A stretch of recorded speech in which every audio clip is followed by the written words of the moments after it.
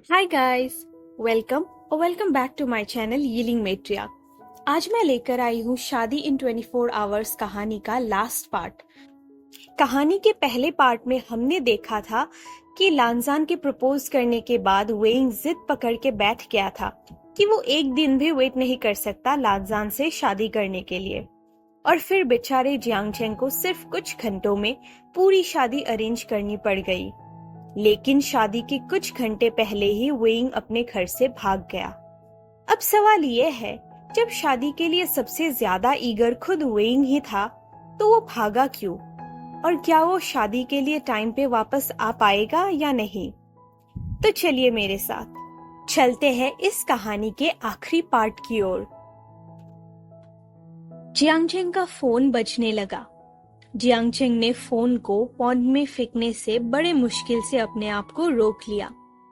जियांगचेंग call receive करके कहता है, हेलो। वेनचिंग की आवाज दूसरे साइड से आती है। वेइंग घर पे नहीं है जियांगचेंग, वो भाग गया। ये सुनकर जियांगचेंग की आंख भड़की। ये कुछ नया है। जियांगचेंग अपने गुस्से को कंट्रोल करने की कोशिश करते हुए अपने दांतों को पीसते हुए कहता है, वेनचिंग, मैंने तुम्हें सिर्फ एक काम दिया था। वेनचिंग कैजुअली जवाब देती है, टेक्निकली बोले तो 2 काम दिए थे। जियांगचेंग एक गहरी सांस लेता है और पूछता है, ये कैसे हुआ? वेनचिंग समझाना शुरू करती है। वो दोनों बेडरूम में गए पहली और आखिरी बार फियांसे बन के इंटीमेट होने के लिए, और वो भी बहुत ज्यादा लाउड वे में। मैं लिविंग रूम में बैठी रही ताकि वो दोनों दरवाजे से भाग ना पाए। फिर मैंने टीवी ऑन कर लिया ताकि मुझे ऑपरेशन करके अपना दिमाग खुद ही ना काटना पड़ जाए। और पता नहीं कैसे टॉम एंड जेरी और सिंचैन के बीच में वेइंग अपने बेडरूम की खिड़की से भाग गया। जियांगचेंग हैरान होकर कहता है, क्या? वो तो 4th फ्लोर पे रहता है, ये कैसे पॉसिबल है? वेनचिंग कहती है, इसीलिए मुझे लगा कि उसको थोड़ी देर के लिए अपनी नजर से दूर होने देना सेफ है। शायद मैं भूल गई थी वो टाइम जब बंदे ने सेंट्रल स्टेशन के क्लॉक टावर का आवर हैंड ही चुरा लिया था। मतलब भाई, फोन का चार्जर चुराओ तो समझ भी आए, लेकिन आवर हैंड ऐसा कौन करता है? जियांगचेंग फ्रस्ट्रेट होकर कहता है, अरे यार, अब हम क्या करेंगे? जियांगचेंग अपना चेहरा एक हाथ से छुपाते हुए एक पेड़ के सहारे खड़ा हो गया। वेनचिंग शांत आवाज में कहती है, कुछ नहीं, देखो, हमारे पास अभी भी लांजान है और शादी तब तक नहीं हो सकती जब तक दोनों फिजिकली साथ में ना हो। उसे कभी ना कभी तो आना ही पड़ेगा। अगर हमें शादी को 5 मिनट डिले करके उसको सूट में घुसाना पड़े तो हम वही करेंगे। ये सुनकर जियांगचेंग कहता है, वेनचिंग, कोई गारंटी नहीं है कि वो टाइम पे आ जाएगा। अगर वो कई घंटों तक नहीं आया तो क्या होगा? जियांगचेंग की आवाज क्रैक हो गई। दोपहर से ही वो अपने पेशेंस के एंड पे था, और ये एक ऐसी प्रॉब्लम है जिसको वो चिल्ला के सॉल्व नहीं कर सकता। वेनचिंग कहती है, वो लेट नहीं होगा जियांगचेंग। ये सब वो तुम्हें तंग करने के लिए नहीं कर रहा। वो ये इसलिए कर रहा है क्योंकि उसे जल्दी से जल्दी शादी करनी है। वो टाइम पे पहुंच जाएगा। क्या पता, शायद अपनी जिंदगी में पहली बार किसी चीज के लिए टाइम से पहले ही आ जाए। जियांगचेंग कुछ नहीं कहता, बस अपने हाथों से अपना चेहरा रगड़ता है। वेनचिंग धीरे से कहती है, तुम अच्छा कर रहे हो जियांगचेंग। वेनचिंग की आवाज एक सेकंड के लिए सॉफ्ट हो गई, फिर वापस वो सख्त अंदाज में कहती है, और ये तसल्ली रखो कि मैं वेइंग को इस बात पे काफी सुनाने वाली हूँ। जियांगचेंग ग्रोन करते हुए कहता है, प्लीज वेनचिंग, मैं एक शादी ऑर्गेनाइज करने के तुरंत बाद फ्यूनरल प्लान नहीं कर सकता। वेनचिंग कहती है, टेंशन मत लो, मैं उसे मारूंगी नहीं। वो सिर्फ ये विश करेगा कि काश वो मर गया होता तो बेहतर होता।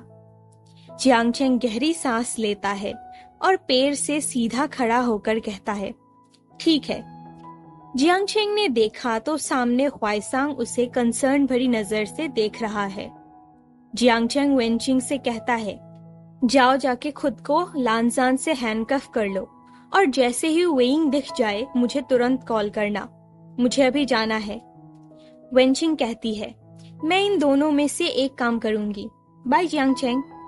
जियांगचेंग भी वेनचिंग को बाय कहकर कॉल कट कर देता है। ह्वाइसांग पूछता है, सब ठीक तो है ना जियांगचेंग? जियांगचेंग कहता है, कुछ ठीक नहीं है, वेइंग कहीं भाग गया है। थोड़ी देर कुछ सोचने के बाद ह्वाइसांग कहता है, जियांगचेंग, तुम्हें पता तो है ना कि शादी के लिए 2 लोग चाहिए होते हैं? जियांगचेंग कहता है, मेरे साथ पंगा मत ले, मैं लिटरली इतना क्लोज हूं कि अभी के अभी लोटस पॉन्ड में कूद जाओ, और तू टेंशन मत ले, तुझे भी साथ लेकर डूबूंगा। बस मुझे कोई काम दे दे करने के लिए, वरना मैं पागल हो जाऊंगा। ह्वाइसांग थोड़ा हंसता है और कहता है, ओके, सोचने दो। तुम वो वहां वाले मेरे आदमी की टेबल सेट करने में हेल्प कर सकते हो। जियांगचेंग कहता है, ये मत सोचो कि उसको मेरे आदमी बोलने से मैं पूछूंगा कि वो कौन है, मुझे नहीं जानना। जियांगचेंग ने फिर अपने पैरों से जोर जोर से आवाजें करके फोल्डिंग टेबल्स के पाइल और एक बेचारे यंग बंदे की तरफ चला गया जो उन्हें असेंबल करने की कोशिश में हारा हुआ लग रहा है। जियांगचेंग ने अपने आप को 1 घंटे के लिए सिंपल कामों में डुबा दिया, वैसे काम जिसमें कोई अननेसेसरी कॉम्प्लिकेशन नहीं होती है। कभी कभी जिन जिशुआन आता, ह्वाइसांग को कोई चीज दे जाता, फिर वो फिर से गायब हो जाता। आखिरकार वक्त आ गया जब जियांगचेंग को रेडी होने के लिए घर जाना पड़ा, और जब वो अपना बेस्ट सूट पहन के वापस आया तो जगह बिल्कुल ऐसी लग रही थी जैसे ये शादी कई हफ्तों पहले से प्लान हुई हो, ना कि कुछ घंटे पहले। टेबल्स कैलिको टेबल क्लॉथ से ढकी हुई है और उनपे वाइब्रेंट फ्लोरल सेंटर पीसेस लगे हुए हैं। पार्क का बड़ा गोल छत वाला पेविलियन वैसे ही इतना सुंदर था कि डेकोरेशन की जरूरत ही नहीं थी, लेकिन ह्वाइसांग ने उसके कंक्रीट फ्लोर पे ब्राइट फूलों के पेटल्स बिखेर दिए। पूरा सीन नेचुरल, क्लासी और कलरफुल लग रहा है। एक लानवे शादी के लिए बिल्कुल परफेक्ट सेटअप है। ये सब जिस इंसान ने मैनेज किया है वो फिलहाल यानली को ओवरसी कर रहा है, जो टेबल्स पे फूड अरेंज कर रही है। उसने अपना आउटफिट चेंज करके एक पिंक और ऑरेंज कलर ब्लॉक सूट पहना है। देखने में तो वो सूट बिल्कुल बेकार लगना चाहिए था, लेकिन जितना भी जियांगचेंग को आंखें छोटी करनी पड़ रही थी देखने के लिए, उसे मानना पड़ा कि सूट उस पर अच्छा लग रहा है। यानली क्लियरली अपने फॉर्मल कपड़ों में फिट नहीं हो पाई, लेकिन वो चेयरफुल येलो सनड्रेस में बहुत खूबसूरत लग रही है। ड्रेस का स्कर्ट थोड़ा पूफी है, जो यानली के बेबी बम्प को और भी प्यारे तरीके से हाईलाइट कर रही है। जब जियांगचेंग ह्वाइसांग और यानली की तरफ गया, निये मिंगजुए भी उन्हें ज्वाइन करता है, चारकोल कलर का 3 पीस सूट पहने हुए, ऊपर से एक एप्रॉन भी डाल रखा है। वो अकेले ही एक बड़ा सा 5 टियर केक स्टैंड उठा के ले जा रहा है, जो ऑलरेडी कपकेक से लोडेड है। जैसे ही यानली की नजर जियांगचेंग पर पड़ती है, वो मुस्कुराकर कहती है, आचेंग, तुम बहुत अच्छे लग रहे हो। यानली अपनी प्लेट से क्लिंग फिल्म हटाने का काम छोड़ के जियांगचेंग को टाइटली हग करती है।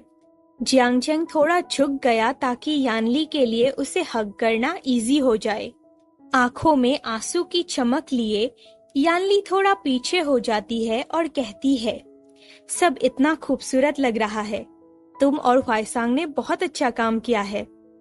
क्या तुम सोच सकते हो कि आइंग सच में शादी कर रहा है? जियांगचेंग कहता है, अगर वो टाइम पे आ जाए तो।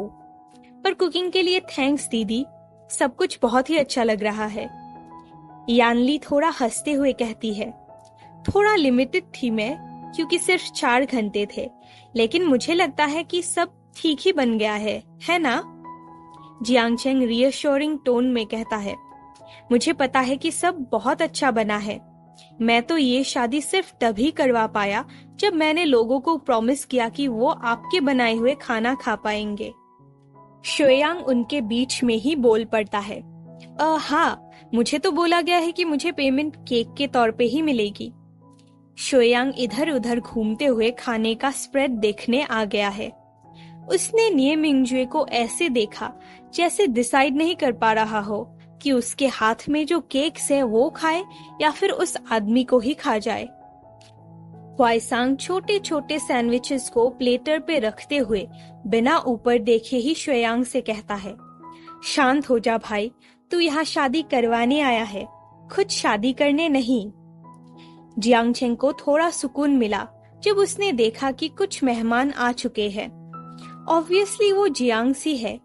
कोई लान तो कभी इतना रूड नहीं होता कि टाइम से पहले या बाद में आए। तो जियांगचेंग सीधा अपने रिलेटिव्स के पास गया, उनके शॉर्ट नोटिस वाली शिकायतें सुने और उन्हें बैठने के लिए सीट्स की तरफ पॉइंट कर दिया। जैसे ही ये खत्म हुआ और भी लोग आ गए, कजिन्स और दूर के रिश्तेदार, जिनके चेहरे जियांगचेंग को मुश्किल से याद है, जो सिर्फ शादी विटनेस करने के लिए आए हैं। मैडम यू का अराइवल एक मिक्स ब्लेसिंग है। जियांगचेंग खुश है कि अब मेहमानों को हैंडल करने का काम वो अपनी माँ को दे सकता है, जिसको लोगों के नाम याद है। लेकिन उसके बदले जो लेक्चर जियांगचेंग को मिला, उसकी उसे बिल्कुल भी जरूरत नहीं थी। शुक्र है कि जियांगचेंग को बचा लिया सीचन की एंट्री ने। पेल ग्रे सूट में सीचन एकदम एलिगेंट लग रहा है और उसके साथ उसका इक्वली इम्पेक्बली ड्रेस्ड जिन ग्वांगयाओ है, जिसे देखकर क्लियरली पता चल रहा था कि वो सीधा ऑफिस से यहाँ आया है। जिन ग्वांगयाओ एक क्लियर प्लास्टिक फोल्डर आगे करते हुए कहता है, मैं मेरा इनविटेशन खुद लाया हूँ। जियांगचेंग ने देखा कि वो एक परमिशन स्लिप है, पब्लिक स्पेस में अल्कोहल सर्व करने का वेवर है। सीचन ऐसे हंसता है जैसे जिन ग्वांगयाओ ने कोई बहुत स्मार्ट जोक मार दिया हो। जियांगचेंग बस अपनी आंखें रोल करता है। सीचन अपने चेहरे पर एक प्यारी सी मुस्कान लेकर पूछता है, सब कैसा चल रहा है जियांगचेंग? जियांगचेंग जवाब देता है, जितना होप कर सकते हैं उतना ही ठीक चल रहा है। सीचन, क्या मैं तुम्हारे रिलेटिव्स को तुम्हारे हवाले कर सकता हूँ? वो किसी भी सेकंड आने ही वाले होंगे। सीचन मुस्कुराकर कहता है, ऑफ कोर्स जियांगचेंग, मुझे पता है तुम्हारे पास ऑलरेडी बहुत सारे काम हैं। आयाओ और मैं मेहमानों को हैंडल कर लेंगे। जियांगचेंग सिर्फ सीचन को डायरेक्ट करके कहता है, थैंक्स। सीचन को तो कुछ समझ ही नहीं आया, लेकिन जिन ग्वांगयाओ की आंखों में एक डेंजरस चमक आ गई जब जियांगचेंग वहां से निकल गया। आखिरकार लानजान आ ही गया। लानजान ने एक व्हाइट डबल ब्रेस्टेड सूट पहना है और उसे फ्लॉलेसली कैरी भी कर रहा है। लानजान बिल्कुल किलर लग रहा है। जियांगचेंग ने अपनी आंखें घुमाई। ये सूट तो एकदम वैसा सूट है जो दूल्हे शादी में पहनते हैं। जियांगचेंग को अब साफ पता चल रहा है कि उस कमीने का प्रपोज करते टाइम ही जल्दी शादी करने का फुल प्लान था। लानजान का वेट करने का कोई इंटेंशन था ही नहीं। वेंचिंग लानजान के साथ आई है। वेंचिंग ने बिशॉप स्लीव्स और हाई नेक वाली एक लंबी रेड ड्रेस पहना है। जियांगचेंग तेजी से उनके तरफ बढ़ते हुए चैन की गहरी सांस लेता है और कहता है, थैंक गॉड तुम लोग आ गए। लानजान जियांगचेंग से पूछता है, वेइंग कहाँ है? लानजान क्लियरली इरिटेटेड लग रहा है। जियांगचेंग लानजान की तरफ हैरानी से देखता है और चिल्लाकर कहता है, तुम बताओ मुझे। लास्ट वर्ड पे जियांगचेंग की आवाज क्रैक हो गई। लानजान का फ्राउन और गहरा हो गया और उसने जियांगचेंग को ऐसे घूर के देखा जैसे कह रहा हो कि अगर लानजान का दूल्हा अभी उसके साइड से चिपका नहीं है तो ये भी जियांगचेंग की ही पर्सनल गलती है। वेंचिंग थके हुए आवाज में लानजान की तरफ पॉइंट करके जियांगचेंग से पूछती है, क्या अब ये तुम्हारी प्रॉब्लम बन सकता है?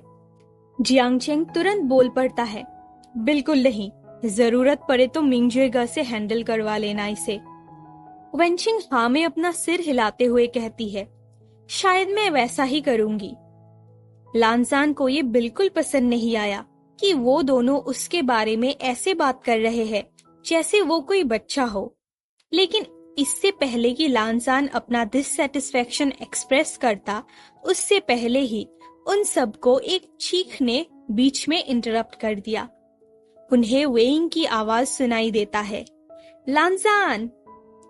कुछ लोग हैरानी भरे नजर से वेइंग को देखने लगते हैं।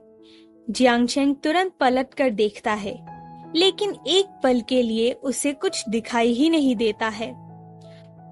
और फिर पार्क के उस कोने से जहां से जंगल शुरू होता है, वेइंग सबके सामने आ गया, घोड़े पे बैठ के। जियांगचेंग के साथ ज्यादा बार ऐसा कुछ नहीं हुआ है जिसने उसे स्पीचलेस कर दिया हो, लेकिन इस बार जियांगचेंग का मुंह खुला का खुला रह गया जब उसने देखा कि उसका भाई एक घोड़े पर बैठ के उनके पास आ रहा है, जो अब उसे लग रहा है कि वो घोड़ा कम और गधा जैसा ज्यादा लग रहा है। लानजान वेइंग के पास आगे बढ़ते हुए उसे पुकारता है, वेइंग। उस बेचारे गधे ने ज्यादा रिएक्शन भी नहीं दिया जब वेइंग उसकी पीठ से सीधा कूदकर लानजान की बाहों में गिर जाता है। लानजान दोबारा कहता है, वेइंग। शायद लाइफ में पहली बार लानजान की आवाज इतनी खुशी भरी साउंड कर रही है। वेइंग अपने दूल्हे के कमर को कस के पकड़ते हुए उसे हग करता है, अपना चिन लानजान के सीने पर रखकर ऊपर की तरफ मुस्कुराता है। वेइंग कहता है, हाय लानजान, क्या तुमने मुझे मिस किया? लानजान बिना हिचकिचाए कहता है, हाँ, मैंने तुम्हें बहुत मिस किया। और उसके बाद वो दोनों किस करने लगते हैं। जियांगचेंग अपना हाथ अपने फोरहेड पे रखता है और कहने की कोशिश करता है, ये क्या? इससे पहले कि जियांगचेंग अपनी बात पूरी कर पाए, वेंचिंग कहती है, तुम हेलुसिनेट नहीं कर रहे जियांगचेंग, मुझे भी ये दिख रहा है। वेइंग लानजान के चीक्स पर एक किस करता है और लानजान से खुद को अलग करता है और सबके तरफ देखकर मुस्कुराता है। वेइंग कहता है, हाय वेंचिंग। वेंचिंग वेइंग को गुस्से से घूरकर पूछती है, तुम भागकर ये करने गए थे, किराए पे एक गधा लाने के लिए? वेइंग थोड़ा ऑफेंड होकर कहता है, ये कोई गधा नहीं है, ये लिटिल एप्पल है। फिर वेइंग तुरंत एक ब्राइट स्माइल के साथ कहता है, और मैं लिटिल एप्पल को किराए पे नहीं लाया, मैंने उसे खरीदा है। जियांगचेंग कुछ गहरी सांसें लेकर खुद को शांत करने की कोशिश करता है, लेकिन वो अपना गुस्सा कम नहीं कर सका। जियांगचेंग ऑलमोस्ट चिल्ला के कहता है, मैं इसे मार डालूंगा। वेंचिंग तुरंत जियांगचेंग को इंटरप्ट करते हुए कहती है, तुम इसे शादी के बाद ही मार सकते हो, मैंने ये सब इतनी मेहनत से किया है। फिर वेंचिंग वेइंग की तरफ देखकर पूछती है, वेइंग, तुमने आखिर क्यों एक गधा खरीदा? लानजान वेंचिंग के सवाल का जवाब देते हुए कहता है, वेइंग हमेशा कहता आया है, एक परिवार होना, एक साथ ट्रैवल करना, एक घोड़ा ओन करना। लानजान समझाता है, लेकिन किसी को कुछ भी समझ नहीं आता है। वेइंग अपने चेहरे पर एक बड़ी सी मुस्कान लिए कहता है, बिल्कुल, हम लिटिल एप्पल की पीठ पर बैठ के सनसेट में राइड करेंगे, है ना लिटिल एप्पल? ये मेरा ड्रीम वेडिंग है। तुमने बड़ा थॉटफुल काम किया है जियांगचेंग, जो तुमने शादी ऐसे पार्क में ऑर्गेनाइज किया जिसके अंदर घोड़े वाली ट्रेल है। जियांगचेंग शांत टोन में कहता है, मैं तुम्हें मार डालूंगा वेइंग। ये उस टाइम से भी ज्यादा बुरा है जब तुमने अपने लोअर बैक पे जानियिंग टैटू करवाया था। वेइंग फिर से ऑफेंड हो जाता है और मुंह फुलाते हुए कहता है, उस टैटू में क्या गलत है? मुझे हमारे पहली मंथ एनिवर्सरी के लिए कुछ स्पेशल करना था। जियांगचेंग दोबारा कहता है, तुम्हें मार डालूंगा। जिन जिशुआन नखरे वाली आवाज में कहता है, क्या ये सच में एक गधा है? सबने मुड़कर देखा तो जिन जिशुआन एकदम टिप टॉप सूट पहने तैयार होकर आया है। जिन जिशुआन एक अल्कोहल से भरे हुए कूलर को खींचते हुए आ रहा है। जियांगचेंग का दिल एक अजीब सी इमोशन से भर गया। जियांगचेंग जिन जिशुआन के पास स्टम्बल करके जाता है और कहता है, जिशुआन, मुझे कभी नहीं लगा था कि मैं ये कहूंगा, लेकिन ऐसा कहकर जियांगचेंग थोड़ा रुक जाता है। जियांगचेंग अपने ब्रदर इन लॉ, अपने सेवियर के कंधे पे हाथ रख के फिर से कहता है, मैं इतना खुश हूं कि तुम हमारी फैमिली में आए। जिन जिशुआन का मुंह हैरानी में खुल गया। जिन जिशुआन थोड़ा स्पटर करते हुए कहने की कोशिश करता है, तुम क्या तुम लेकिन जियांगचेंग ने उसकी बात बिल्कुल नहीं सुनी। वो तो ऑलरेडी एस्की से एक वाइन की बोतल निकालकर उसका ढक्कन खोलने लग जाता है। शायद बुफे टेबल पर कप्स पड़े हैं, लेकिन जियांगचेंग डेस्परेट है। जियांगचेंग थोड़ा खुश है कि गधा मेहमानों की नजरों को ब्लॉक कर रहा है और उसने बोतल उठाकर सर पीछे करके सीधा पीना शुरू कर दिया।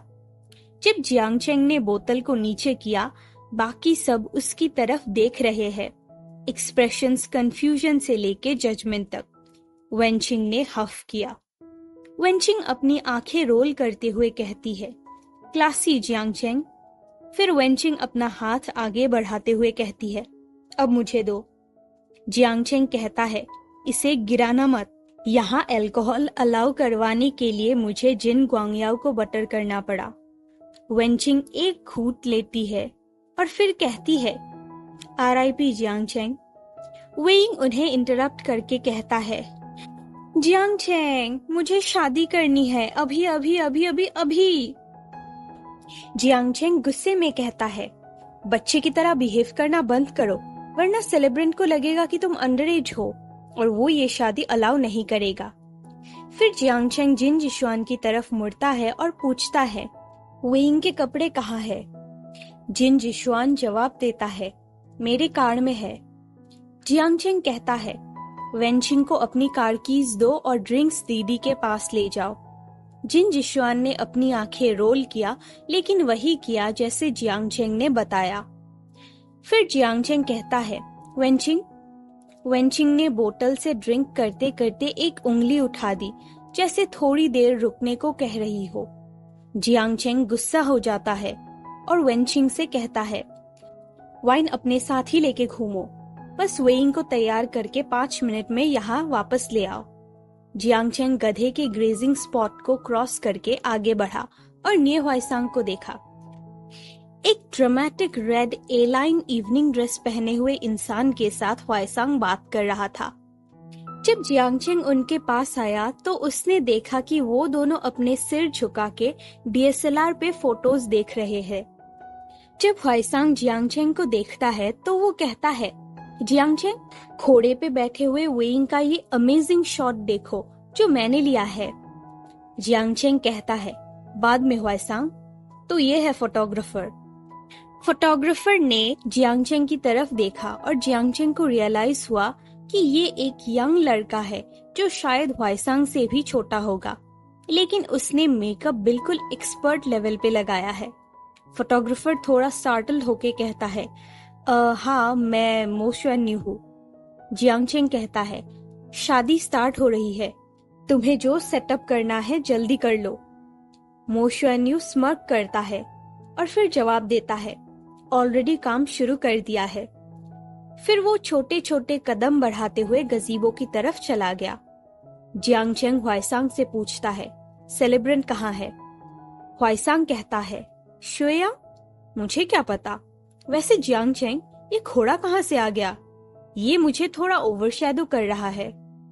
जियांगचेंग कहता है, अभी तो तुझे ड्रिंक्स टेबल ओवरशैडो कर रहा है। अगर लोगों का अटेंशन चाहिए तो जा म्यूजिशियंस को शुरू करने बोल। वेट अ मिनट, म्यूजिशियंस आ तो गए हैं ना? ये सुनकर हुआइसांग थोड़ा पाउट करता है, लेकिन रिलक्टेंटली अपना सर हाँ में हिलाता है। फिर वो कहता है, फाइन फाइन, मैं म्यूजिशियंस को शुरू करवा देता हूँ। लगता है मैंने शुएयांग को लास्ट पार्किंग लॉट में देखा था। शायद तुम्हें वहां चेक करना चाहिए जियांगचेंग। जियांगचेंग भागने की अर्ज को रेजिस्ट करते हुए वहां गया। शुयांग वाकई पार्किंग लॉट में ही था। एक ग्रुप के साथ बात कर रहा था जिसमें सबने ओवरसाइज हुडीज पहने हुए हैं और लगता है कि वो लोग शुयांग को मारने का मूड बना रहे हैं। शुयांग बिल्कुल चिल लग रहा है, अपनी कार के अगेंस्ट लीन करके ग्रुप के सबसे बड़े आदमी की तरफ स्मर्क कर रहा है। जैसे ही जियांग चेंग उन लोगों के ग्रुप के पास जाता है, वो कहता है, मुझे नहीं पता यहाँ क्या बकवास चल रही है, लेकिन अगर तुम लोगों को इसे मारना है तो कम से कम 20 मिनट वेट करना पड़ेगा। ये सुन के शुयांग भी उन लोगों से कहता है, देखा, मैंने कहा था ना, मेरा पहले से ही एक एंगेजमेंट है। उनमें सबसे बड़ा दिखने वाला लड़का शुयांग से कहता है, ये मत सोचना कि हम इसे भूल जाएंगे, तू मुझसे बच नहीं सकता, तेरी मौत मेरे हाथों ही लिखी हुई है। शुयांग जवाब में कहता है, एवरेज धमकी, पूरा क्लीशे और बिल्कुल वैग, मैं तुम्हें बस 4 आउट ऑफ 10 रेट करूंगा। जियांग चेंग उन्हें इंटरप्ट करके कहता है, अपना मुंह बंद करो और अपना सामान उठाओ, नहीं तो मैं तुम्हारी धुलाई कर दूंगा। वाईसांग ने कहा कि तुम्हारे पास पेपर वर्क है। शुयांग कहता है, मेरे कार में रखा है, कब किसका मूड बन जाए पता नहीं चलता। शुयांग ने उस बड़े लड़के की तरफ देखकर विंक किया जिसे वो इतने टाइम से एंटेगनाइज कर रहा था। ये देखकर वो लड़का शुयांग को गुस्से से घूरने लगता है।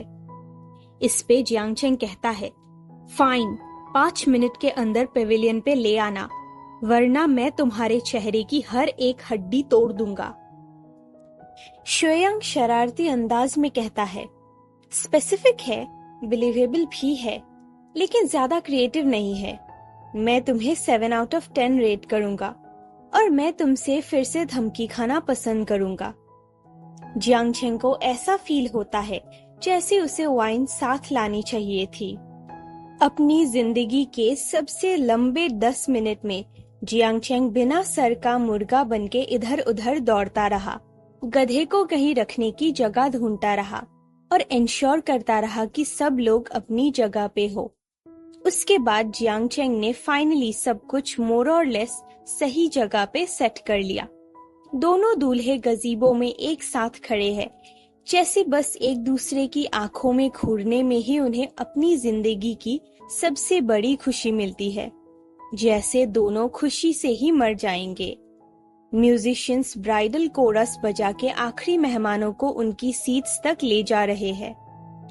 जियांग चेंग अपने आर्म्स क्रॉस करके लोगों की गैदरिंग के एज पे खड़ा है और शुयांग का इंतजार कर रहा है। शुयांग एग्जैक्टली 1 मिनट लेट आया, इतना एग्जैक्ट कि जियांग चेंग को शक हुआ कि वो शुयांग ने उसे चिढ़ाने के लिए किया होगा, लेकिन क्लियरली कोई पहले ही शुयांग के चेहरे पे मुक्का मार चुका था। मुक्का बस अभी अभी मारा गया था, इसलिए शुयांग के चेहरे पे कोई विजिबल ब्रूज या स्वेलिंग नहीं दिख रही थी, लेकिन उसके आईब्राव से खून टपक रहा था।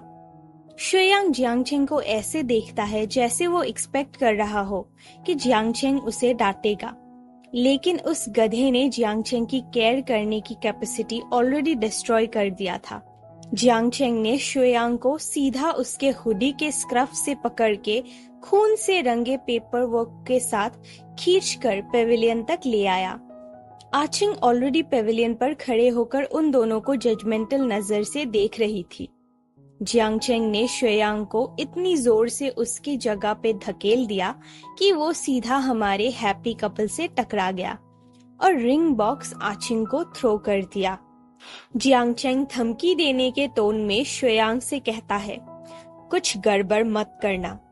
जियांग चेंग की आवाज काफी तेज थी, बिल्कुल परवाह किए बिना कि काफी गेस्ट उसे सुन पा रहे थे, और फाइनली अपनी बहन के साइड में फ्रंट रो में अपनी सीट पर जाके बैठ गया। जिन जिशुआन अपने फोन से रिकॉर्डिंग कर रहा था, उसके मुताबिक उसके फोन का कैमरा सबसे अच्छा है। वेइंग ने एक ब्लैक सूट और ब्लैक शर्ट पहना है जो सरप्राइजिंगली उसे काफी अच्छी तरह से फिट हो रहे हैं। वो बहुत हैंडसम लग रहा है। वेइंग लानजान का हाथ अपने हाथ में थाम लेता है और वहां मौजूद सभी लोगों को एड्रेस करके कहता है, hi everyone, thank you so much आज यहाँ आकर मेरी जिंदगी के सबसे बेस्ट दिन का हिस्सा बनने के लिए। मुझे पता है आप लोगों के इतने कम टाइम के अंदर हमारी जल्दबाजी में प्लान किए गए शादी में आना मुश्किल रहा होगा। ऐसा कहकर वेइंग थोड़ा हंसता है। वहां मौजूद सभी लोग उसके साथ हंसने लग जाते हैं, जैसे 4 घंटे में इनवाइट किए जाना कोई छोटी बात हो। फिर वेइंग कहता है, आप सब मुझे और लानजान को जानते ही हो। शायद ये वो वक्त है जब मुझे आप लोगों को बताना चाहिए कि हम दोनों कैसे मिले और हमें एक दूसरे से प्यार कैसे हुआ। लेकिन उसके लिए एक पूरे नॉवेल के कम से कम 5 वॉल्यूम्स लग जाएंगे या किसी सीरीज के कम से कम 50 एपिसोड्स लग जाएंगे। इस जोक पे लोगों का रिएक्शन बहुत वार्म था। उन दोनों की लव स्टोरी के किस्से फैमिलीज के बाहर भी फेमस था। जियांग चेंग को तो पूरा यकीन है कि उनके स्टोरी का कुछ हिस्सा न्यूज तक भी पहुंच चुका था। वेइंग कहना जारी रखता है, बस इतना समझ लीजिए कि वो जो मेरे पास खड़ा है वो लानजान है, दुनिया का सबसे बेस्ट इंसान, और मैं हूँ वेइंग, दुनिया का सबसे लकी इंसान। वैसे तो मैं काफी बोलता हूँ, लेकिन शादी का स्पीच प्लान ना करना भी मेरे पर्सनैलिटी के साथ बिल्कुल मैच करता है। और ऑनेस्टली मैं एक और सेकंड भी वेट नहीं करना चाहता मेरे लानजान से शादी करने के लिए। चेहरे पर एक बड़ी सी स्माइल के साथ वेइंग स्पिन करके शुयांग की तरफ देखता है। लानजान ने धीरे से अपना हाथ वेइंग के हाथ से चुरा लिया। फिर लानजान वेइंग की तरफ मुड़ता है और दोनों फेस टू फेस खड़े हो जाते हैं। लानजान बड़े प्यार से वेइंग के दोनों हाथ अपने हाथों में थाम लेता है। शुयांग अपने खून से लथपथ चेहरे को अपनी हुडी की स्लीव से पोंछते हुए पूछता है, क्या तुम ठीक हो? वेइंग ने अपना सर जोर से हाँ में हिला दिया। शुयांग अपनी आवाज को थोड़ा लाउड करके सामने बैठे हुए लोगों के क्राउड से कहता है, कूल, सो मेरा नाम शुयांग है और हम यहाँ इकट्ठा हुए हैं इस शादी के लिए। अरे यार, तुम दोनों के नाम क्या है? वेइंग मुस्कुरा के कहता है, मैं हूँ वेइंग और मेरे साथ है इंसानों का परफेक्ट स्पेसिमेन लानजान। शुयांग बिल्कुल सीरियस अंदाज में कहना शुरू करता है, ठीक है, वेइंग और इंसानों का परफेक्ट स्पेसिमेन लानजान की शादी को विटनेस करने के लिए आज हम सब यहाँ इकट्ठा हुए हैं। मैं कानून के मुताबिक शादी करवाने के लिए ऑथराइज्ड हूँ। शादी से पहले मेरी इस महान उपस्थिति में और इन सब गवाहों के सामने मैं तुम दोनों को ये याद दिलाना जरूरी समझता हूँ कि ये रिश्ता एक गंभीर और जीवन भर का बंधन है जिसमें तुम दोनों बंधने जा रहे हो। कानून के मुताबिक शादी 2 लोगों का ऐसा मिलन है जो वो अपनी मर्जी से जिंदगी भर के लिए एक दूसरे के अलावा सबको छोड़कर होता है। लानजान ने अपने सीरियस अंदाज में सर हाँ में हिलाया और वेइंग लानजान की आंखों में देखते हुए धीमी आवाज में दोहराता है, जिंदगी भर के लिए। वेइंग की आंखों में थोड़ी नमी आ गई। शुयांग उन दोनों से पूछता है, क्या तुम लोगों ने वाउस तैयार किए हैं या नहीं? लानजान तुरंत बोल पड़ता है, वेइंग हैरानी भरे आवाज में लानजान को कहता है, लानजान, मैंने वाउस के बारे में तो सोचा ही नहीं। मैं तो बस ये सोचने में बिजी था कि शादी के बाद हम क्या करेंगे। ये सुनकर जियांग चेंग एक हाथ से अपना चेहरा छुपा लेता है।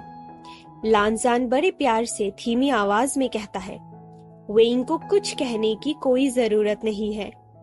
वेइंग जोर जोर से अपना सर ना में हिलाते हुए कहता है, नहीं लानजान, तुम डिजर्व करते हो। तुम दुनिया के सबसे बेस्ट वाउस डिजर्व करते हो। ठीक है, मुझे थोड़ा सोचने दो। वेइंग ने सोचने के लिए अपना चेहरा सिकोड़ा और जियांग चेंग ने मजबूरन हार मान के अपने हाथ से अपना चेहरा छुपा लिया। वेइंग अचानक बोल पड़ता है, ओह ओके, मिल गया। सब लोग बिल्कुल शांत हो गए जब वेइंग सीधा खड़ा हो गया। वेइंग एक गहरी सांस लेता है। फिर वो अपने प्यार के आंखों में देखते हुए कहता है, शादी का मतलब होता है तो पागल लोगों का मिलन, जैसे हम, और वो दोनों मिलके एक दूसरे की जिंदगी उलट पुलट कर देते हैं, पर फिर भी एक दूसरे का साथ कभी नहीं छोड़ते। हॉल में बैठे लोगों के बीच हल्की सी हंसी गूंज गई। कुछ लोग समझ गए कि वेइंग मजाक कर रहा है, लेकिन फिर भी उन्हें यकीन नहीं हो रहा था कि वेइंग वाकई ये बोल रहा है। वो लोग क्लियरली वेइंग को नहीं जानते थे। वेइंग का चेहरा देखते हुए लानजान अपनी तरफ से बस इंतजार कर रहा था, जैसे यही उसकी जिंदगी का आखिरी मंजर हो जो वो देखना चाहता हो, और अगर इसके बाद वो मर भी जाए तो उसे कोई अफसोस नहीं होगा। वेइंग अपने दूल्हे का एक हाथ छोड़ता है और उसके चेहरे की तरफ अपने उंगली से इशारा करते हुए कहता है, देखा, तुम्हें तो पता भी नहीं है मैं क्या बकवास बोल रहा हूँ, पर फिर भी तुम मुझे ऐसे देख रहे हो। वेइंग के मुंह से आखिरी लफ्ज निकलते वक्त थोड़ा रुक सा गया और जियांगचेंग को समझ आया कि उसका भाई रोना शुरू करने वाला है। वेइंग कहता है, जब मैं बेवकूफों जैसी हरकत करता हूँ तब भी तुम मुझे इतना प्यार महसूस करवाते हो। तुम हमेशा मेरे पागलपन भरे आइडियाज में साथ देते हो, चाहे वो तुम्हें परेशान करे या वैसे भी स्टूपिड ही क्यों ना हो। तुम इतने काइंड, सपोर्टिव हो और तुम मुझसे इतना प्यार करते हो। आखिरी सेंटेंस कहते टाइम वेइंग खुद को संभाल नहीं पाया और रो पड़ा। आंसू उसके चेहरे से लगातार बहने लगे। लानजान ने बिना कुछ कहे वेइंग को अपने पॉकेट से निकाल के एक सिल्क का रुमाल पकड़ा दिया। वेइंग थोड़ा मुस्कुराकर कहता है, ओह थैंक यू लानजान। वेइंग ने उस रुमाल से पहले अपने आंसू पोंछा और फिर अपना नाक साफ किया। जिन जिशुआन धीमी आवाज में हैरानी भरे अंदाज में पूछता है, क्या वेइंग ने अभी अभी अपना नाक एक प्योर सिल्क पॉकेट स्क्वायर रुमाल से पोंछा? ये सुनकर जियांगचेंग जिन जिशुआन को घूरकर देखता है और कहता है, अपना पीकॉक जैसा मुंह बंद कर और बस वीडियो बना। जियांगचेंग खुद थोड़ा इमोशनल हो गया था, लेकिन वो ये एक्सेप्ट नहीं करता। वेइंग कहता है, तुम्हें पता है लानजान, तुम सच में बेस्ट हो। तुम इतने स्मार्ट और टैलेंटेड हो। तुम लिटरली हर काम में परफेक्ट हो। तुम्हारा दिल भी कितना साफ है। तुम सबसे काइंड हो, सबसे ईमानदार इंसान हो जो मैंने अपनी जिंदगी में देखा है। बस शायद तुम्हारे भाई को छोड़ के, पर वो काउंट नहीं होता, वो तो बहुत ज्यादा अच्छा है। जियांगचेंग ने देखा कि जिन जिशुआन ने कैमरा सीचन के खुशी से भरे हंसी पे शिफ्ट कर दिया। वेइंग कहना जारी रखता है, तुम बहुत ज्यादा नाइस नहीं हो, तुम बिल्कुल परफेक्ट अमाउंट के नाइस हो, और तुम थोड़ा मीन होना भी जानते हो, वो भी बेस्ट वे में। अरे वैसे नहीं, मुझे ऐसे मत देखो। मेरा मतलब है जब तुम किसी चीज को जज कर रहे होते हो तो तुम कितने फनी लगते हो। कोई मुझ पे विश्वास ही नहीं करता जब मैं उनसे कहता हूँ कि तुम कितने फनी हो लानजान, पर तुम फनी हो। तुम मुझे बहुत हंसाते हो। और मैंने एक यूट्यूब वीडियो देखा था जिसमें बताया था कि एक रिलेशनशिप में ये बहुत इम्पोर्टेंट होता है। और हाँ, अगर हम उस दूसरी चीज की बात करें तो वो भी तुम बहुत अच्छे से करते हो। और तुम कितने हैंडसम हो। मैं बिल्कुल भी शैलो साउंड नहीं करना चाहता, पर तुम लिटरली इतने हैंडसम हो। जब मैंने तुम्हें पहली बार देखा था तब मुझे लगा ही नहीं कि तुम रियल हो। तुम रियल लाइफ में फोटोशॉप लगते हो, और मुझे विश्वास ही नहीं होता कि तुम मेरे जैसे डिजास्टर से शादी करना चाहते हो। पर मैं हर दिन ग्रेटफुल हूँ कि तुमने मुझे चुना।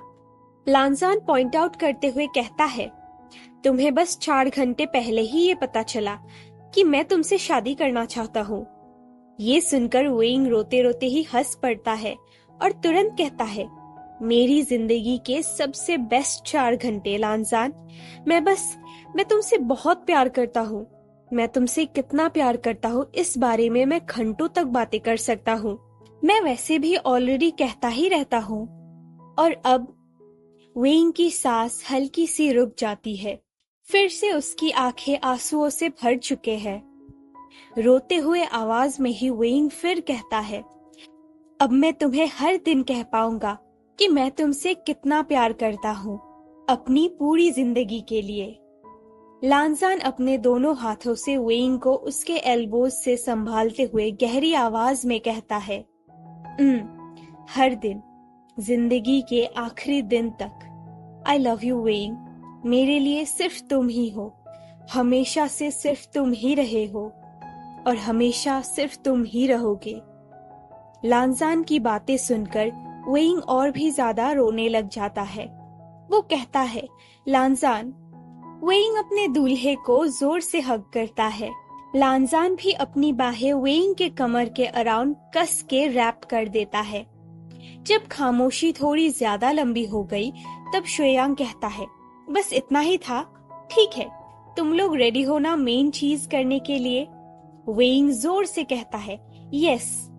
वेइंग की चीख लांजान के सीने से दबी हुई सुनाई देती है, पर उसकी आवाज फिर भी क्लियर थी, समझ में आ रही थी। वेइंग ने अपना चेहरा थोड़ा साइड किया ताकि वो शुयांग को देख सके, पर उसने लांजान को छोड़ा नहीं। लांजान ने भी अपना सिर उसके बालों से उठाया नहीं। शुयांग वेइंग से कहता है, चलो अब ये बोलो, मैं यहाँ मौजूद सब लोगों को गवाह बना के कहता हूँ कि मैं वेइंग लांजान को अपना लॉफुली वेडेड स्पाउस स्वीकार करता हूँ, या हस्बैंड, जो तुम्हें ठीक लगे। वेइंग अपने चेहरे पर बड़ी सी मुस्कान के साथ लांजान की आंखों में देखते हुए कहता है, मैं यहाँ मौजूद सब लोगों को गवाह बना के कहता हूँ कि मैं वेइंग लांजान को अपना लॉफुली वेडेड हस्बैंड स्वीकार करता हूँ। वेइंग एक गहरी सांस लेता है और फिर एक्साइटेड होकर लांजान से कहता है, चलो चलो अब तुम्हारी बारी। लांजान वेइंग को छोड़ देता है, दोनों हाथों से वेइंग का चेहरा थाम लेता है और उसकी आंखों में देखते हुए कहता है, मैं यहाँ मौजूद सब लोगों को गवाह बना के कहता हूँ कि मैं लांजान वेइंग को अपना लॉफुली वेडेड हस्बैंड स्वीकार करता हूँ। जब लांजान और वेइंग एक दूसरे को बड़े प्यार से देखने लगते हैं, तब शुयांग बुलाता है, आचिंग। आचिंग, जो कि रिंग बेरर है, वो अपनी जगह से स्केटबोर्ड चलाते हुए गोल छत वाले पवेलियन के किनारे तक आई, फिर एक अजीब सा छोटा हॉप करके बोर्ड के साथ लो प्लेटफॉर्म पर चढ़ गई। वो रुककर कपल के सामने आई और अपने पॉकेट से रिंग बॉक्स निकाला। लांजान आचिंग से बॉक्स लेते हुए सीरियस टोन में कहता है, शुक्रिया आचिंग। आचिंग ने लांजान को एक सैल्यूट दिया और स्केटबोर्ड को ऊपर किक करके शुयांग के पास जाकर खड़ी हो गई। बहुत संभाल कर, लगभग श्रद्धा भरे अंदाज में लांजान ने छोटी वाली रिंग उठाई और उसे वेइंग के कांप रहे उंगली में पहना दिया। वेइंग अपनी जल्दबाजी में दूसरी रिंग लेने के चक्कर में बॉक्स लगभग गिरा ही देता है और फिर से रो पड़ता है। वेइंग ने रोते रोते ही वो रिंग लांजान की उंगली में पहना दिया। एक खून लगे कागज का शीट और एक पुरानी चबाई हुई बॉल पेन आगे करते हुए शुयांग कहता है, ठीक है, अब तुम दोनों को इस पे साइन करना होगा। लांजान ने हेजिटेट करते हुए दोनों चीजें शुयांग के हाथ से ले लिया, लेकिन एक पल के लिए रुक गया। आचिंग अपना स्केटबोर्ड उल्टा करके दिखाते हुए लांजान से कहती है, ये लो। लांजान ने आचिंग को शुक्रिया अदा करते हुए सिर हिलाया और स्केटबोर्ड की सीधी सरफेस पर रजिस्टर पर साइन किया। उसके बाद वेइंग ने भी साइन किया, फिर शुयांग ने। आचिंग एक्साइटेड होकर कहती है, मैं विटनेस बनूंगी। ऐसा कहकर आचिंग ने अपना साइन भी कर दिया। वेइंग गहरी सांस लेकर पूछता है, बस इतना ही था? वेइंग ने तेज पलक झपकाई और अपनी स्लीव से चेहरा पोंछकर शुयांग को ध्यान से देखने लगा। शुयांग अब थोड़ा बोर होते हुए कहता है, हाँ हाँ, बस हो ही गया, इतना ही था। मैं तुम दोनों को हस्बैंड और हस्बैंड घोषित करता हूँ। अब जाओ, एक दूसरे को किस कर लो या फिर जो भी करना हो कर लो। वेइंग एक्साइटेड होकर कहता है, यस। वेइंग ने इतनी जोर से चीखा कि जियांगचेन तुरंत थोड़ा सा चौंक गया। वेइंग सीधा लांजान के ऊपर उछल पड़ा। लांजान ने बिना किसी दिक्कत के उसे तुरंत पकड़ लिया और दोनों ने एक दूसरे को किस किया। और पता नहीं कैसे लेकिन ये किस वेइंग और लांजान के उन हजारों किस्से से भी ज्यादा पैशनेट किस था जो जियांग चेंग पहले ही कई बार मजबूरन देख चुका था। लोग तालियां बजाने लगे और चीयर करने लगे। जियांग यानली, जो पूरे सेरेमनी में एक रुमाल से अपने आंखों से लगातार बह रहे आंसुओं को पोंछ रही थी, वो अचानक उठ खड़ी हुई और सीधा नए शादीशुदा कपल की तरफ भागी। शायद अब वो अपने इमोशंस को और ज्यादा देर रोक नहीं पा रही थी। यानली ने दोनों को एक टाइट हग किया। जियांग चेंग को समझ नहीं आ रहा था कि यानली उन दोनों से क्या कह रही है, लेकिन वो अंदाजा लगा सकता है। जैसे ही यानली ने शुरुआत किया, उनके बाद बाकी सब वेल विशर्स भी पेविलियन में भर गए, न्यूली मैरिड कपल को कांग्रेचुलेट करने के लिए, उन्हें हग करने के लिए और बैक स्लैप्स देने के लिए। वेनचिंग जियांग चेंग से पूछती है, तुम ज्वाइन नहीं करोगे? वेनचिंग सीधा जाके उस सीट पर बैठ जाती है जो जिन जिशुआन खाली छोड़ के गया था। Jiang Cheng newly wedded couple को देखकर अपना मुंह बनाते हुए जवाब देता है, बिल्कुल नहीं, मेरे पास 1000 मौके होंगे उन्हें कांग्रेचुलेट करने के लिए, या जो भी हो। अभी तो मैं बस इतना खुश हूँ कि ये सब फाइनली खत्म हो गया। जब वाइसांग जियांग चेंग और वेनचिंग के पास आकर उन्हें ज्वाइन करता है, तब वो थोड़ा पाउट करके जियांग चेंग से कहता है, तुम्हारे भाई की शादी के बारे में ऐसा कहना अच्छी बात नहीं है आचेंग, और ऊपर से एक ऐसी शादी जिसे मैंने डिजाइन किया है। जियांग चेंग कहता है, मुझे नहीं पता तुम किसकी बात कर रहे हो वाइसांग, मेरा कोई भाई नहीं है। वेनचिंग जजमेंटल टोन में पूछती है, तुमने ये क्या पहना है निये वाइसांग? तुम तो एकदम ट्रैफिक कोन लग रहे हो। निये वाइसांग सीधा जवाब देता है, हाँ, क्योंकि लोगों को मेरी प्रेजेंस का पता चलना चाहिए। वेनचिंग ने बस अपना मुंह खोला ही था, शायद वाइसांग को कोई तीखी जवाब देने के लिए, लेकिन जियांग चेंग ने एक हाथ उठाकर उसे रोक दिया। जियांग चेंग ऑलमोस्ट विनती करते हुए कहता है, प्लीज वेनचिंग, कुछ मत बोलो, कम से कम तब तक जब तक मैं एटलीस्ट 5 ड्रिंक नहीं ले लेता। वेनचिंग ने जियांग चेंग को क्रिटिकली देखा और फिर वाइसांग की तरफ देखा। वेनचिंग और वाइसांग दोनों ने जैसे आंखों ही आंखों में कुछ बातें किया। उसके बाद वेनचिंग ने हाँ में अपना सर हिलाया। थोड़ी देर बाद वेनचिंग जियांग चेंग से कहती है, तुमने आज अच्छा काम किया Jiang Cheng. Jiang Cheng blank expression के साथ वेनचिंग की तरफ देखने लगा। ये देखकर वेनचिंग फिर से कहती है, मैं सीरियस हूँ। अगर तुम सुबह मुझसे पूछते कि 4 घंटे में एक शादी प्लान हो सकती है या नहीं, तो मैं कहती बिल्कुल नहीं। लेकिन ये तो बिना किसी लफड़े के काफी स्मूथली हो गया। सब कुछ ऑलमोस्ट परफेक्ट लग रहा है। वाइसांग मजाकिया टोन में कहता है, बस वही टाइप का लफड़ा हुआ जो हम चाहते थे। वेनचिंग वाइसांग को घूरकर देखते हुए कहती है, तुम चुप रहो वाइसांग।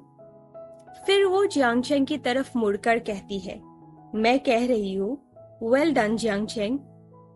जियांग चेंग हैरान होकर पूछता है, ये सब क्या हो रहा है? वाइसांग समझाते हुए कहता है, इसे हम पॉजिटिव रिइंफोर्समेंट कहते हैं। जियांग चेंग कहता है, बंद करो ये सब, मुझे पसंद नहीं है। वेनचिंग हफ करते हुए कहती है, जो भी हो, तुम एक बड़े बच्चे जैसे बिहेव कर रहे हो। तुम्हें कभी ना कभी कॉम्प्लीमेंट्स लेना सीखना पड़ेगा, जैसे एक अडल्ट लेता है। जियांग चेंग ने वेनचिंग को मिडिल फिंगर दिखाई। वाइसांग गुस्सा होने की एक्टिंग करते हुए कहता है, ये है तुम्हारा तरीका हमारे आचेंग को रिवॉर्ड करने का? वेनचिंग, लगता है जैसे तुम उसे जानती ही नहीं हो। चलो जियांग चेंग, बार वहाँ है और जिन जिशुआन बिल भर रहा है। जियांग चेंग को उसके फ्रेंड्स ड्रिंक्स टेबल तक खींच कर ले गए और वहाँ जाके उसने अच्छी खासी दारू पी ली। कुछ देर बाद सीचन थोड़ा टेंस एक्सप्रेशन के साथ वहाँ से गुजरा और जियांग चेंग ने एक बहुत ही बेकार आइडिया सोचा, सीचन से पूछने का कि क्या प्रॉब्लम है। सीचन एक फोर्स स्माइल देते हुए कहता है, ओह, बस मेरा अंकल है, वो थोड़ा हेजिटेंट हो रहे हैं ग्रूम्स को अपना आशीर्वाद देने के बारे में, बस। जियांग चेंग हैरान होकर पूछता है, वो क्या? सीचन कहता है, तुम जानते हो ना वो कैसे है? वेंचिंग तुरंत जवाब देती है, एक ऐसे एलिटिस्ट जर्क जो इतने ज्यादा रिजिड है कि ऑपरेशन से भी उनकी सोच बदली नहीं जा सकती। दारू के साथ साथ वेंचिंग की जुबान और तेज हो जाती थी। वेंचिंग की ये बात जियांगचेंग को बहुत पसंद है। सीचन सिर्फ हल्का सा मुस्कुराते हुए कहता है, अगर तुम ऐसा कहना चाहो तो। फिलहाल अंकल वेइंग को अपना नेफ्यू इन लॉ एक्सेप्ट करने से मना कर रहे हैं और वांग जी इस बात से काफी अपसेट हो रहा है। जियांगचेंग अपनी आंखें नैरो करते हुए कहता है, देखते हैं इस बारे में क्या कर सकते हैं।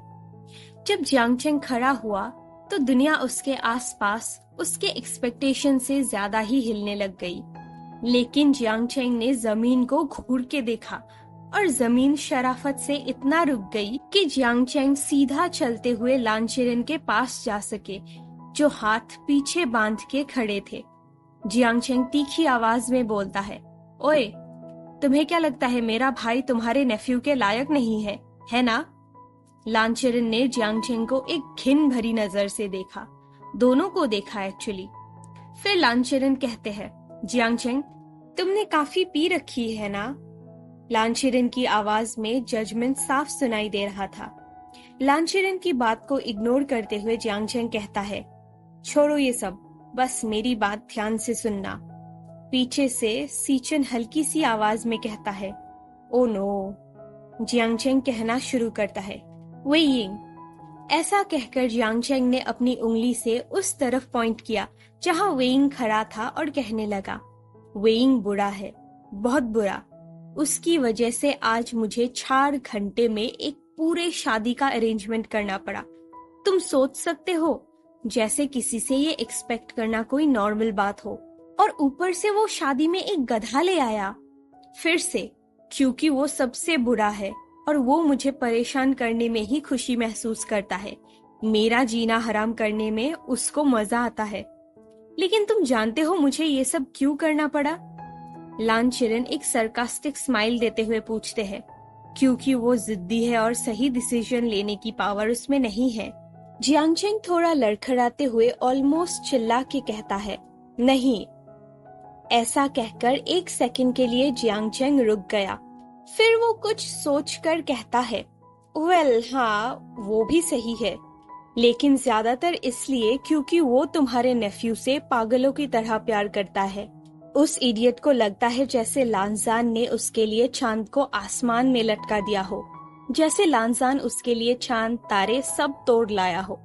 उसे तो ये भी नहीं दिखता कि तुम्हारा नेफ्यू कितना इनसफरेबली बोरिंग और स्ट्रिक्ट है। एक्सेप्ट जब बात वेइंग की हो, उस वक्त उसे थोड़ा और ज्यादा स्ट्रिक्ट होना चाहिए, क्योंकि सीरियसली कोई ये सब देखना नहीं चाहता। खैर, मेरा पॉइंट ये है कि वेइंग चाहे बुरा हो, एक इडियट हो, सबसे ज्यादा मस्तीखोर हो, लेकिन वो एक अच्छा इंसान भी है। थोड़ा बहुत अच्छा तो है ही, इसके ऊपर मुझे कोट मत करना। और सबसे इम्पोर्टेंट बात, वो लानजान का है। तो तुम या तो इस बात को एक्सेप्ट करो और अपने नेफ्यू के नए परिवार का हिस्सा बनो, या फिर अपने ईगो के चलते किसी और फैमिली इवेंट में इनवाइट ही ना किए जाओ। वैसे अब जब मैं ये बोल रहा हूँ तो ये कोई बहुत ज्यादा बड़ी पनिशमेंट नहीं लग रही है, लेकिन तुम समझ तो रहे होंगे मैं क्या कह रहा हूँ। मैं कह रहा हूँ कि तुम्हारा नेफ्यू तुमसे नफरत करने लगेगा। वेंचिंग, समझाओ इसे। ऐसा कहकर जियांगचेंग वेंचिंग की तरफ देखने लगता है, लेकिन अचानक जैसे उसे कुछ और याद आता है तो वो बोल पड़ता है, अगर तुम अपने नेफ्यू के नए फैमिली को एक्सेप्ट नहीं करोगे तो तुम्हारा नेफ्यू तुम्हें उस फैमिली का हिस्सा बनने नहीं देगा। और हाँ, तुम्हारे टाई पे मस्टर्ड लगी है, खड़ूस कहीं का। लानजान जियांगचेंग से धीरे से कहता है, शुक्रिया। लानचिरन सख्त लहजे में पूछते हैं, वांग जी, तुम इस बात से अग्री करते हो? लानजान अपने हस्बैंड की कमर के अराउंड अपनी बाहों को और कस देता है और कहता है, लानचिरन थोड़ा शांत होकर कहते हैं, ठीक है, मैं इस बारे में सोचूंगा। लानचिरन गुस्से से टिप्सी वेइंग की तरफ देखते हुए कहता है, लेकिन मैं तुम्हें कभी पसंद नहीं करूंगा। वेइंग सिर्फ अपनी जुबान निकालकर लानचिरन का मजाक उड़ाने लगते हैं। लांचरन ने नफरत भरी नजरों से वेइंग को देखा और एक गहरी सांस लिया और फिर सर ऊंचा करके सीधा पार्किंग लॉट की तरफ निकल गए। वेइंग खामोशी तोड़ते हुए कहता है, मैं इतना खुश हूं कि ये फाइनली खत्म हो गया। बहुत ऑकवर्ड था। और जो दूल्हे का प्रॉपर्टी लिखा हुआ अंडरवेयर वो पिकॉक ढूंढ के लाया है, वो तो लड़कियों का है। और मुझे पूरा वक्त सबसे बुरा टॉर्चर महसूस हो रहा था। लांजान का सर ऐसे घूमा जैसे शिकार पे निकला हुआ शिकारी ने जंगल में हिरन को देख लिया हो। एक लंबे गहरे आई कांटेक्ट के बाद लांजान वेइंग से सिर्फ इतना कहता है, घर चलो अभी। वेइंग ऑलमोस्ट चिल्ला कर कहता है, ओके घर चलते हैं, लेकिन हम एडजस्टमेंट पार्क से होकर घर जाएंगे। हम सनसेट के टाइम लिटिल एप्पल पे राइड करके ही जाएंगे। चाहे ये अंडरवेयर क्राइसिस की वजह से मैं फ्यूचर में बच्चे ना पैदा कर पाऊं। लांजान कहता है, चलो चढ़ जाओ।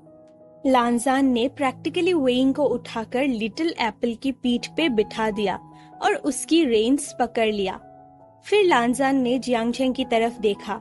जियांगचेंग को अब समझ आ गया कि उसका भाई जब कहता था कि लांजान का अनडिवाइडेड अटेंशन ओवरवेलमिंग होता है तो वेइंग झूठ नहीं बोल रहा था। लांजान धीरे से कहता है, शुक्रिया जियांगचेंग, और फिर लांजान मुड़ गया। वेइंग जोर से चिल्लाकर कहता है, बाय जियांगचेंग, शादी के लिए शुक्रिया।